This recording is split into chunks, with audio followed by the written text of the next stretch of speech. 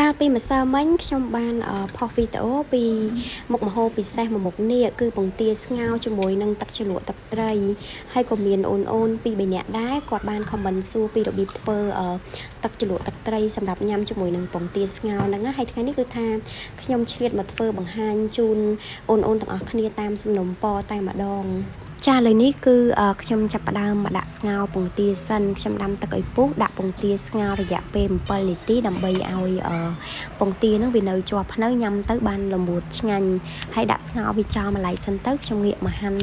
គ្រឿងក្រូចសម្រាប់យកទៅធ្វើទឹកជ្រលក់ទឹកត្រីនឹងមានដូចជាខ្ទឹមក្រហមខ្ទឹមសម្ទេសស្លឹកខ្ទឹមហើយនិងក្រូចឆ្មាឬក៏បងប្អូនចង់ប្រើជាទឹកអំពិលទុំជំនួសក្រូចឆ្មានឹងក៏បានដែរចាគ្រឿងក្រូវបានហាន់រួចរាល់អស់ហើយអញ្ចឹងខ្ញុំក៏ចាប់ផ្ដើមមកធ្វើទឹកជ្រលក់ទឹកត្រីនឹងតែម្ដងខ្ញុំដាក់ទឹកត្រីស្ករសប៊ីចេងហើយក្រូចឆ្មាវិញគឺខ្ញុំដាក់មួយផ្លែតែម្ដងឬក៏បងប្អូនចង់ដាក់ជាទឹកអំពិលទុំអីក៏បានដែរបន្ទាប់ពីច្របាច់ក្រូចឆ្មាចូលរួចរាល់ហើយគឺខ្ញុំកូរច្របល់ឲ្យគ្រឿងទាំងអស់ហ្នឹងវា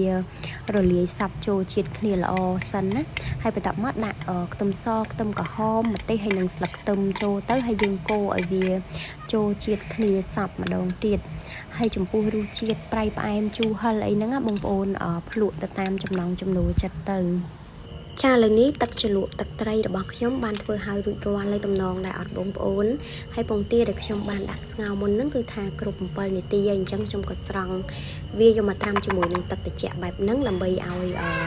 ងាយស្រួលបកពងទាបានរួចរាល់ហើយគឺខ្ញុំយកវាមកពុះជា2ពេលដែលពុះទៅគឺថាពងទានៅជាប់ភ្នៅល្អខ្លាំងមែនតែនញ៉ាំទៅគឺថាឡើងល្មួតឆ្ងាញ់ខ្លាំងតែម្ដងបងប្អូនអើយចាស់ហើយវីដេអូបង្ហាញពីរបៀបធ្វើទឹកជ្រលក់ទឹកត្រីសម្រាប់ញ៉ាំជាមួយនឹងពងទាស្ងោរថ្ងៃនេះក៏មានតែប៉ុណ្្នឹងដែរអរគុណបងប្អូនទាំងអស់គ្នាកុំភ្លេចជួយចុច follow account TikTok នាងខ្ញុំម្នាក់មួយផងណាដើម្បីទទួលបានមុខម្ហូបថ្មីនិងប្លែកៗជារៀងរាល់ថ្ងៃអរគុណជួបជាមួយនាងខ្ញុំនៅវីដេអូធ្វើម្ហូបក្រោយៗទៀត